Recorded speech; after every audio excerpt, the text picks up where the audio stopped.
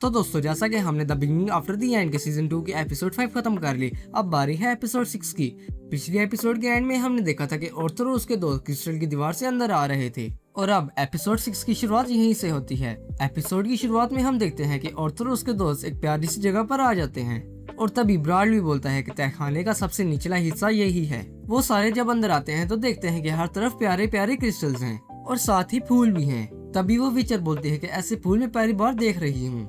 तभी सब एक चीज नोटिस करते हैं कि यहाँ पर 2 दरवाजे नजर आ रहे हैं, पर मसला सिर्फ 2 दरवाजों का नहीं था। मसला ये था कि दरवाजे हर किसी को नहीं नजर आ रहे थे। तभी ब्राड भी अपना नक्शा निकालता है और कहता है कि यहाँ पर सिर्फ एक ही रास्ता है। तभी इलाइजा भी बोलता है, अरे मुझे तो कोई रास्ता नहीं दिख रहा है, अपने चश्मे का नंबर बढ़ाओ, सामने ही तो है। तभी ऑर्थर भी बोलता है कि मुझे भी नहीं दिख रहा। इसका क्या मतलब है? तभी ऑर्थर बोलता है कि यह सिर्फ रास्ता नहीं, ये आंखों का धोखा है। तभी थोड़ी ही देर में हर किसी को अजीब अजीब चीजें दिखने लगती हैं।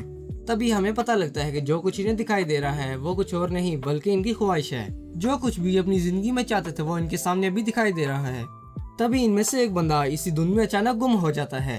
ये सब अपने ख्याल में जा ही रहे होते हैं कि ऑर्थर इन सब को इनके ख्याल से निकालता है। तभी जैस्मीन ऑर्थर से पूछती है कि क्या तुम्हें कुछ नजर नहीं आ रहा। ऑर्थर बोलता है, नहीं, मुझे नहीं नजर आ रहा।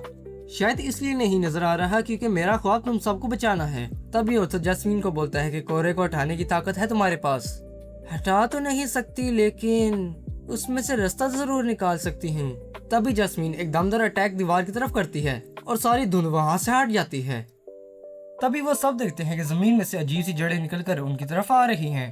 तभी लूकस उन जड़ों पर आग से हमला करता है, लेकिन वो जड़ें वापस अपनी असली हालत में आ जाती हैं। तभी दूसरी तरफ हम देखते हैं कि ऑर्थर भी आग की पावर का इस्तेमाल कर रहा है, लेकिन ऑर्थर की पावर से वो जड़ें सूख कर मर जाती हैं। तभी हमें पता लगता है कि ये जड़ें जहाँ पर निकल रही हैं वहाँ पर बहुत सारा पानी हो सकता है, क्योंकि ये जड़ें सूख कर मर नहीं रही। तभी ऑर्थर स्विचर को बोलता है, समंथा तुम अपनी मैजिक की पावर से इन जड़ों में से पानी निकाल सकती हो। कोशिश करती हूँ। तभी वो विचर अपनी पूरी पावर का इस्तेमाल करती है और वो जड़ें वहाँ पर सूख जाती हैं। अपनी पूरी पावर का इस्तेमाल करने की वजह से वो विचर वहाँ पर बेहोश होने लगती है। अगले ही सीन में हम देखते हैं कि ऑर्थर सबको बोलता है कि जल्दी वो खजाना ढूंढ कर यहाँ से निकलते हैं। ऑर्थर बात ही कर रहा होता है कि वो जड़ें वापस जिंदा होने लगती हैं। ये क्या, इस पे कुछ काम क्यों नहीं कर रहा? इन बेलों में से नमी तभी निकलेगी जब हम और तेज आग का इस्तेमाल करेंगे। तभी इन सबको एक और चीज दिखाई देती है, एक एसरिंग माना बीस्ट। तभी हम देखते हैं कि इस टीम का जो मेंबर गायब हुआ था उस मॉन्स्टर ने इसे जड़ों से पकड़ा हुआ था। तभी हम देखते हैं अचानक ब्रेड को कुछ हो जाता है और वो उस मॉन्स्टर पर अटैक करने लगता है। तभी वो मॉन्स्टर ब्रेड को आराम से पकड़ लेता है। तभी टीम के एक और मेंबर को कुछ होने लगता है और वो भी इस मॉन्स्टर पर हमला करने लगता है।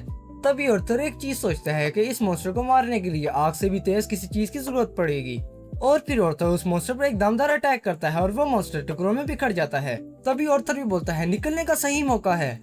इलाइजा भी हैरान होकर देखता है और बोलता है, नोट देखो।